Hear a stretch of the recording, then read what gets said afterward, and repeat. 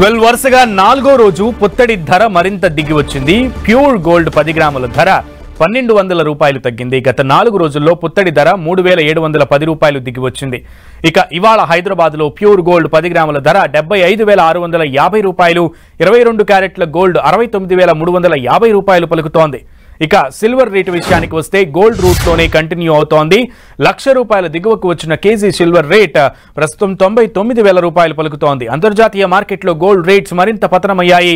8 వారాల కనిష్ట స్థాయికి గోల్డ్ పడిపోయింది. నిన్న రాత్రి డే హై నుంచి $50లకు పైగా పడిపోయిన ఔన్స్ గోల్డ్ రేట్ ఇవాళ మరో $20 తగ్గింది. డాలర్ స్ట్రాంగ్ కావడం, ట్రెజరీ ఈల్డ్స్ పెరగడంతో గోల్డ్ సెంటిమెంట్ బలహీనపడింది. నిన్న రాత్రి ఒక దశలో $2,625లకు చేరిన ఔన్స్ గోల్డ్ రేట్ ప్రస్తుతం $2,566 పలుకుతోంది.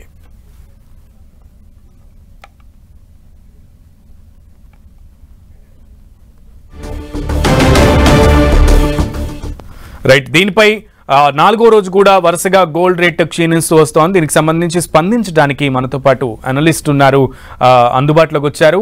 గీతానంద్ గారు నమస్తే అండి. నమస్తే అండి సార్. వరుసగా డౌన్ అవుతూ వస్తోంది గోల్డ్ రేట్. సో ర్యాలీకి బ్రేక్ పడినటువంటి పరిస్థితి ఉంది. ఇలాగే కంటిన్యూ అయ్యే అవకాశాలు ఉన్నాయి అనుకోవచ్చా?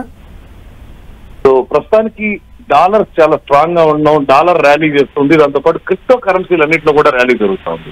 ఎప్పుడైతే యుఎస్ ఎలక్షన్స్ లో ట్రంప్ విన్ అయ్యాడో అక్కడి నుంచి కూడా బిట్ కాయిన్ కానివ్వండి, అదర్ క్రిప్టో కరెన్సీస్ కానివ్వండి చక్కటి ర్యాలీ చేస్తుంది. దాంతో డిమాండ్ అంతా కూడా ఇప్పుడు క్రిప్టోల మీద ఉంది. గోల్డ్ మీద అలాగే సిల్వర్ మీద ఇన్వెస్టర్స్ ఇంట్రెస్ట్ కొంత తగ్గిందని చెప్పొచ్చు. దాంతో ఈ వారంలో బంగారు కానివ్వండి, సిల్వర్ కానివ్వండి, రెండు ఎల్లో మెటల్ ఇవి రెండు కూడా భారీ పతనాన్ని చూస్తూ ఉన్నాయి. సో దాదాపు 3,200 కేజీకి నిన్న ఒక్కరోజు తగ్గింది సిల్వర్, 3,400 దాకా కూడా గ్రామ్ ధర తగ్గింది. మన ఫ్యూచర్స్ లో చూసినట్లయితే గోల్డ్, ఇవి రెండు కూడా ఇంకా కూడా తగ్గే అవకాశాలే కనపడుతున్నాయి. దాంతోపాటు బాండ్ డీల్స్ కూడా చాలా స్ట్రాంగ్ గా ఉండడం ఒక రకంగా గోల్డ్ మీద సెంటిమెంట్ ని దెబ్బతీసిందని చెప్పొచ్చు. గీతానంద్ గారు, అంటే ముఖ్యంగా ఇన్వెస్టర్లకి ఎటువంటి సలహాలు ఇవ్వచ్చు మీరు?